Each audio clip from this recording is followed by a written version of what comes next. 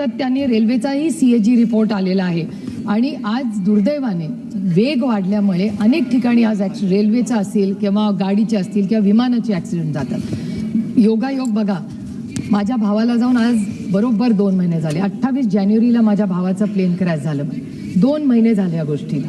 एखाद्या कुटुंबातला कर्ता पुरुष जेव्हा जातो ना, त्याचं दुःख त्या कुटुंबालाच माहिती असतं. आम्ही पण हे भोगलेलं आहे. मग विमानात जाऊ दे का गाडीत जाऊ दे किंवा रेल्वेमध्ये जाऊ दे, सुरक्षितता ही अतिशय महत्त्वाची झाली. आणि सुरक्षितता कशासाठी?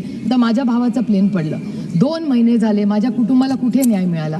आमच्यासारख्या माझा भाऊ डेप्युटी चीफ मिनिस्टर होता महाराष्ट्राला, त्याला जर न्याय मिळत नसेल तर सर्वसामान्य माणसाला न्याय कसा मिळणार? माझ्या मोठ्या भावाचा मुलगा रोहित म्हणजे पक्षांमध्ये केला. आणि मी जाहीरपणे अरविंदजी इथे बसलेत, अरविंदजींचे काँग्रेस पक्षाचे, DMK, सपा सगळ्या पक्षांनी, मला याच्यात राजकारण आणायचं नाही, पण एक FIR करायला रोहित पवारला जंग करावी लागली. आमच्या राज्याने तर महाराष्ट्रात घेतलाच नाही, पण अनेक राज्यांमध्ये जाऊन त्यांनी विनवण्या केल्या की FIR करा आणि आमच्या काकाला म्हणजे अजित पवारांना न्याय मिळू द्या. एक FIR करायला एवढी अडचण. आणि जर या देशाच्या डेप्युटी चीफ मिनिस्टरची जेव्हा एवढा मोठा ॲक्सिडेंट होतो त्याचा FIR होत नाही तर सामान्य माणसांनी जायचं कुठे? तो माझा भाऊ जेवढा होता, अजित पवार जेवढा माझा भाऊ होता, तेवढाच महाराष्ट्रातल्या प्रत्येक मनामधला एक लाडका नेता होता. तर आज एवढ्या मोठ्या नेत्याचा एवढा मोठा ॲक्सिडेंट झाल्यावर इन्क्वायरी व्हायला नको? माझी विनम्र हात जोडून महाराष्ट्र आणि भारत सरकारच्या एवढीच विनंती आहे की पारदर्शक इन्क्वायरी व्हावी सगळ्याच ॲक्सिडेंटची. मग तो अहमदाबादचा क्रॅश असू दे, हेलिकॉप्टर क्रॅशमध्ये COD बिपिन राऊत गेले तो असू दे, मध्ये ॲम्ब्युलन्सचा एक क्रॅश झाला, एअर ॲम्ब्युलन्स झारखंडला, किंवा अजित पवारांचं विमान पडलेलं. हा न्याय हा समानच असला पाहिजे प्रत्येक कुटुंब.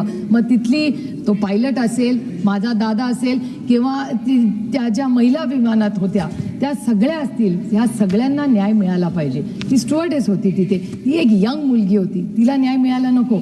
माझी एवढीच विनंती आहे की ब्लॅक बॉक्स, आधी आम्हाला सांगितलं ब्लॅक बॉक्स मिळणार, आता सांगितलं खराब झाला. मग ब्लॅक बॉक्स, रोहित पवारांचे प्रयत्न, महाराष्ट्राच्या माननीय मुख्यमंत्र्यांनी काल याच्यावर स्टेटमेंट केलं.